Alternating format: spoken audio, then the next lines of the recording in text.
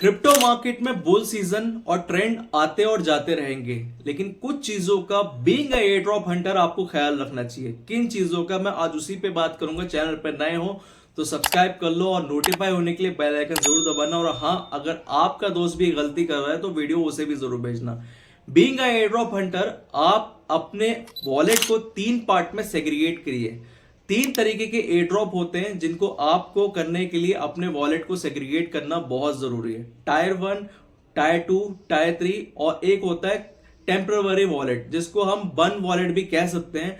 Tier one air drop में उन project को हमें रखना है जिनकी हाइप के साथ साथ उनमें फंडिंग भी बहुत ज्यादा मात्रा में है, और फंडिंग ही नहीं, उन प्रोजेक्ट का कम्युनिटी को एलोकेशन बहुत ज्यादा मात्रा में दिया गया है। तो इसे हम टायर वन की कैटेगरी में करेंगे और एयर ड्रॉप मिलने के बाद डिस्कनेक्ट भी करेंगे। और इस वॉलेट को हम हर जगह कनेक्ट नहीं करेंगे, और अगर कनेक्ट करेंगे तो टाइम से डिस्कनेक्ट भी कर देंगे। इस चीज का भी आपको ख्याल रखना है। टायर टू वो एयर ड्रॉप है जहां पर फंडिंग लिमिटेड मिली है, बट वेंचर का नाम रिवील नहीं हुआ है। प्राइवेट एंजल या इन्वेस्टर से वहां पर फंडिंग मिली है, और कम्युनिटी को भी बहुत कम मात्रा में एलोकेशन दिया गया है, लेकिन हाइप अच्छी क्रिएट हो रही है, आप देखने को मिल रहा है। और हाइप के चलते फेयर डिस्ट्रीब्यूशन उतना नहीं मिलता है कि जितना मिलना चाहिए, क्योंकि भगदड़ में क्या होता है, नंबर्स तो गेन होते हैं, प्रोजेक्ट का, वेंचर का, एक्सचेंज का पैसा बनता है, बट एयर ड्रॉप में कम मिलता है। तो उसे हम टायर टू की कैटेगरी में डालेंगे। टायर थ्री की कैटेगरी में वो होता है जहां पर प्रोजेक्ट्स बूटस्ट्रैप होते हैं, यानी कि खुद से फंडेड होते हैं या तो फिर क्लैलिक्स द्वारा फंड किया जाता है, जिसकी हाइप तो क्रिएट होती है, बट वहां पर किसी वेंचर का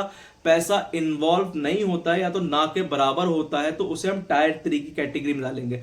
और टेम्पररी और बन वॉलेट वो होते हैं जिन प्रोजेक्ट्स में हाइप क्रिएट हो रही है, बेवजह के इन्फ्लुएंसर बात कर रहे हैं, वो भी एक पर्टिकुलर कैटेगरी के इन्फ्लुएंसर बात कर रहे हैं, ग्लोबल आउटरीच उस प्रोजेक्ट को नहीं मिल रही है और हम उसमें कनेक्टिविटी बिठा रहे हैं। तो हम इसके लिए मेटामास्क, ट्रस्ट वॉलेट या जिस भी चेन पे आपने एयर ड्रॉप ज्वाइन किया है उसके लिए हम एक पर्टिकुलर वॉलेट बना लेंगे और उसमें ही करिकुलर एक्टिविटी परफॉर्म करेंगे। इस तरीके से हम किसी भी एयर ड्रॉप में पार्टिसिपेट करने के लिए अपने कैटेगरी वाइज वॉलेट को डिफाइन कर लेंगे। याद रखो, tier one, tier two, tier three और बन वॉलेट को आपको डिफरेंस रखना है।